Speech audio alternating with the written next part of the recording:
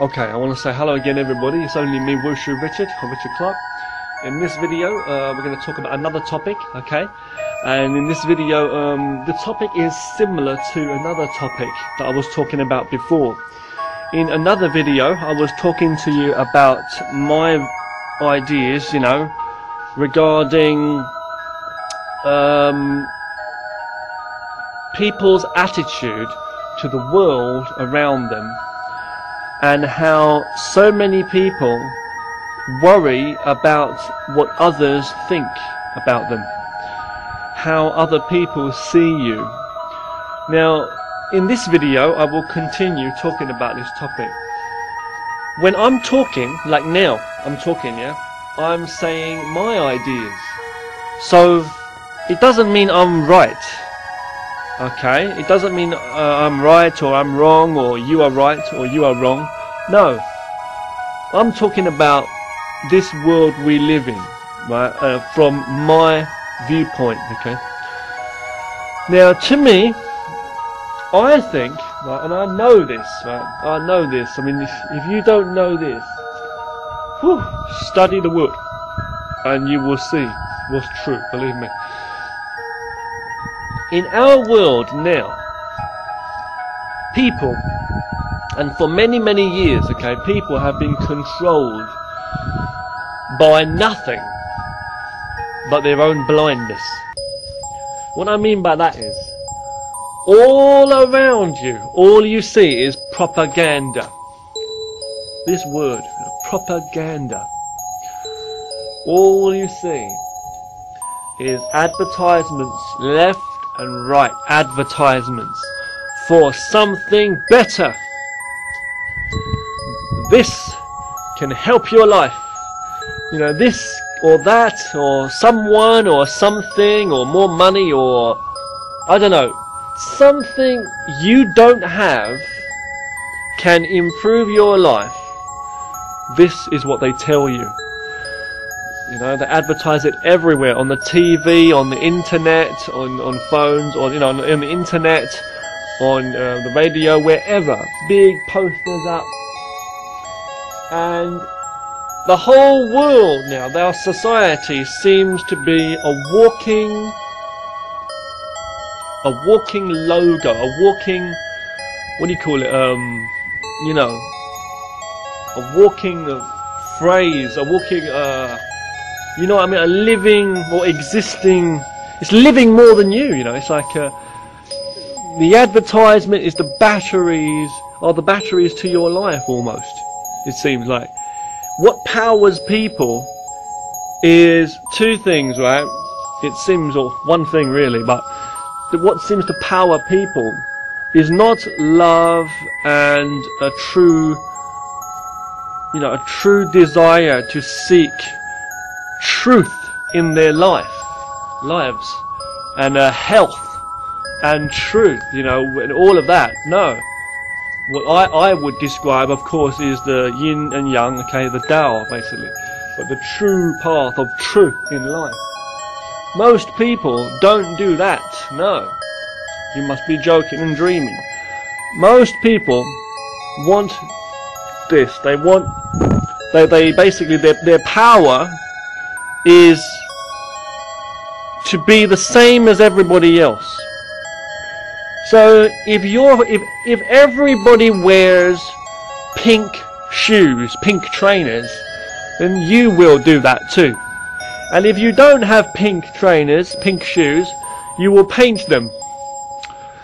You will try any way to fit in. Even brands, even the companies and brands, they copy each other. Maybe they don't have enough money, you know, or maybe they don't, or maybe your friend doesn't have enough money to buy this product, but they will buy another one, like an imitation brand or something, you know, to try to look cool, you know.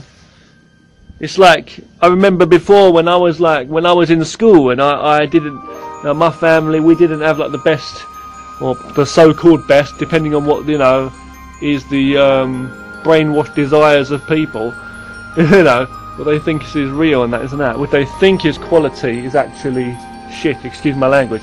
But I'm just saying, you know, When I was in school though, and most of the kids had all the good shoes, you know, the trainers. They had sports shoes, trainers. I mean, you laugh about this, but you know, there's gangs of young youths still killing each other on the streets in some parts of the world because they've been hard. You know, they're in the ghettos, man. They've not had.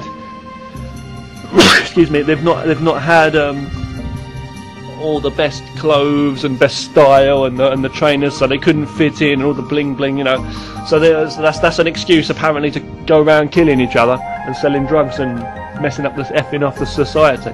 But I'm just saying though, you know, a piece of material with a logo on it. God damn. But I'm saying that when I was in school growing up, primary and secondary school, you know, I didn't have I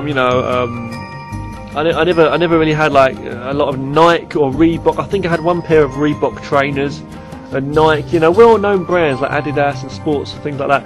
But I had like, I remember I had a pair of Alessi shoes.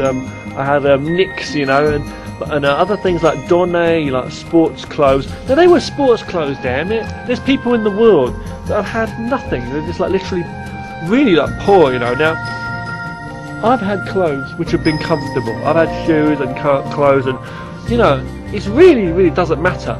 But what I'm trying to say is, you know, you get some pairs of trainers, like some sports brands, let's say, where they copy the logo of another brand so it looks similar, or the name, you know, or something about the style, so that people will accept, you know, will unknowingly or knowingly, but they'll go for that, you know. It's like the Nike has the tick, Nike or Nike, they have the tick, so you might see another pair of shoes which has a similar tick, it's slightly different, you know, or a different colour or something, you know what I mean? But it's like, this is absolute ridiculous nonsense. You see people across the world, it's like, even here in China where I'm living, you know, some of the young kids and the young youths, you know, they go around, the students, and sometimes they say bad words like fuck, you know, and shit, and not only that, but anything like hip and cool, they think it's Western, you know, like English or American. They want to copy that, and they go around and they try to learn the slang and learn to. Now, they think it's cool. They don't have a damn clue what they're talking about, but they think it's cool, you know.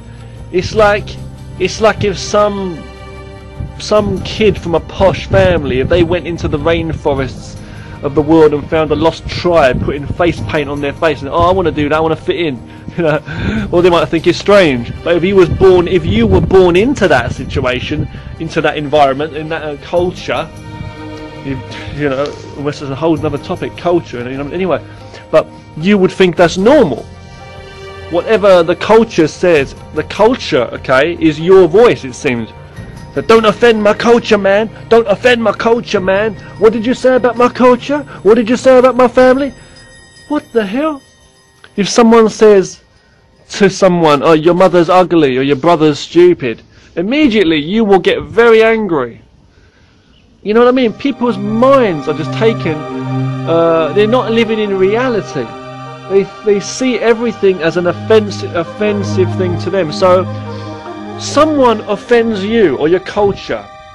Someone says that your family or your country or your people, your whatever you want to call it, discrimination, or someone says your family or your best friend or whatever it is something stupid or whatever, something rude, which may not be true, you know, and immediately you start to worry about that. You immediately start to worry about that, you know. And at the same time, you know, you don't only worry about it, you know, you may get very angry and you may start to argue with the person, maybe fight the person. You know, don't speak to me about this, it's my culture, da da da da da. At the same time, you are also intrigued, you are also interested in their culture or other things, which is another thing I was going to mention earlier on. I wanted to mention that because it was brought up recently by somebody else too, briefly, who I met in conversation. But here, but you know, face to face. But or so it seemed, you know. You don't know if you really see when two people meet face to face, so they really communicate. Again, Jock Fresco. Jock Fresco is the man. I'm a massive fan of Jock Fresco. He's amazing. But you know, going back to what I was saying though, you know, it's like You know, people travel far and wide. They travel to other countries, other cultures. There's people here who want to travel across the world. It's okay to learn. We can learn if we open our minds, damn it. We can learn from all around the world, from people, humanity in general. But if you really believe that reality is in culture, as in, you know, I mean, like the fakeness, I'm saying, there's so much fakeness in culture and groups and all this, and branding. We're all branding ourselves. We're all packaging ourselves under one logo. We are part of this, you know, this corporation almost, like the zombie brand. It's like toys. It's like a Toy Story, the movie, you know, like, you know, they're all made the same. All the Ken or the Barbie dolls are all the same. And, you know, by heck, you do not want to have a yellow dress if everybody else is wearing a pink dress. You know what I'm trying to say? It's like, if you do, it's like you're almost being discriminated to everybody. But it's not, they won't say that everybody's being discriminated to you, because you're different. You see what I'm saying? Your ideas are different to the many. So, or you dress differently, or you speak differently, or you say you disagree, or, you know, or even just you being different immediately is being offensive to the group, and the group's more important than the individual. But yet hypocritically, everybody in the group will say that they won't say it, but they feel that they're being offended by this individual who's different and trying to offend everybody here, you know. But yet they're so weak because everybody's being offended by them. And it's like, I'm not even trying to get into the minorities and majorities and this or that. But I'm saying when someone's viewpoint controls your mind, first of all, that's a problem there. You need to control yourself there. But I'm saying that's it. No one's actually coming to attack you. If anyone tries to fight you, then you have to defend yourself. Try to so that. But what I'm trying to say is, if anyone's trying to take your money or trying to take your food, yeah, you have to defend yourself. That's reality. And there's that. But you know, a tiger in the forest looks at you funny, or a lion, whatever. Man, I'm not trying to get into, you know, this and that with you, but I'm saying, no, it's like, you know, you see what I'm saying? It's like he's gonna think something about you. He's gonna be thinking this and that about you. I'm sure you're looking at you in one way or another. You might not like it, right? Are you telling me you're gonna get more angry with that, you know, than the actual attacking you? He's gonna eat you. It's different, no? Yeah. Sticks and stones will break my bones, and names never hurt me.